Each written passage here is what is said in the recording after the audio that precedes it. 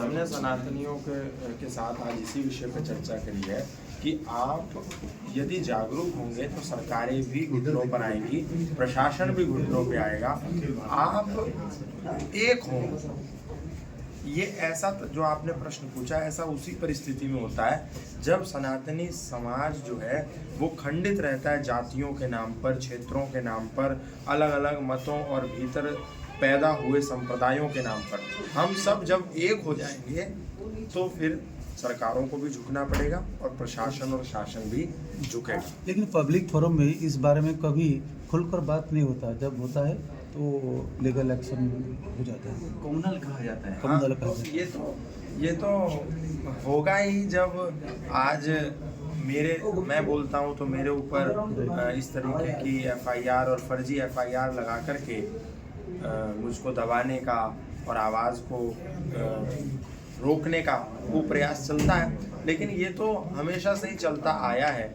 मुगलों के काल में भी यही होता था, अंग्रेज़ों के काल में भी यही होता था, और अभी भारत में काले अंग्रेज़ों का शासन है। तो जब तक ये काले अंग्रेज़ रहेंगे और ये अंग्रेजियत इनके दिमागों में रहेगी तो ऐसा होता ही रहेगा। लेकिन हमें अपने हिस्से की लड़ाई लड़नी है और बिना डरे लड़ते रहना। थोड़ा संक्षेप में बताएं कि आगे क्या आप लोगों का विज़न है, क्या मिशन है हिंदुत्व का रक्षा करने, सनातन का रक्षा करने? आज हमने जिस विज़न पर चर्चा की है कि प्रत्येक सनातन धर्मी केवल सनातन धर्म के धर्म स्थानों पर ही जाए। प्रत्येक सनातन धर्मी नौजवान गीता को पढ़े। प्रत्येक सनातन धर्मी वैज्ञानिकता के आधार पर विशुद्ध राम और कृष्ण का इतिहास पढ़े।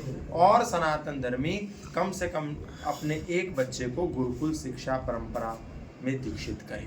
हमारा शिक्षा व्यवस्था में ऐसा कुछ व्यवस्था नहीं है कि हमारा बच्चे आने वाली पीढ़ी वो हमारा वेद पुराण उपनिषद रामायण के बारे में जाने, तो नहीं है। लेकिन व्यवस्थाएं हैं, गुरुकुल देश में अभी उपस्थित हैं। जो माता पिता अपने बच्चों को भेजना चाहते हैं तो देश में आज भी कई अच्छे गुरुकुल संचालित हो रहे हैं। आपको समर्पित होना पड़ेगा, है ना। इंसान चाहता है कि भगत सिंह पैदा तो हो लेकिन पड़ोसी के घर में हो, मेरे घर में ना हो।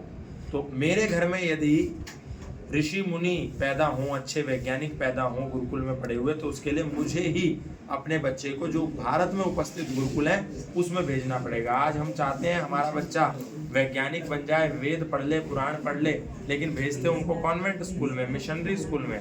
तो वहाँ जाकर के आपका बच्चा फिर सनातनी थोड़ी बनेगा, वहाँ तो बाइबल पढ़ाई जाएगी। तो भेजने के लिए आपको ये काम करना पड़ेगा।